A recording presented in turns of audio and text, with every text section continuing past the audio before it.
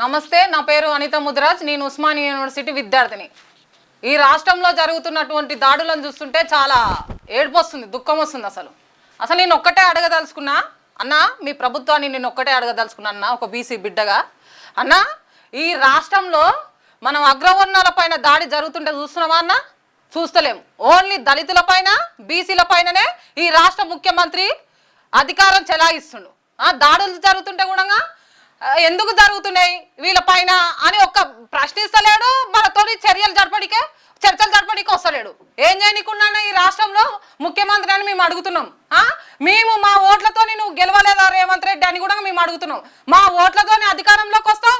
ఈ రోజు మా చిన్న బిడ్డ, 2 నెలల బిడ్డ చనిపోతే కూడా నువ్వు మాట్లాడవా దీనిపైన అని మేము అడుగుతున్నాం. ఈ రోజు బీసీలం అందరం మేము ఐక్యంగా ఉన్నాం. అవసరమైతే నిన్ను సీఎం కుర్చీలకు నుండి కూడా తప్పించడానికి సిద్ధంగా ఉన్నావు.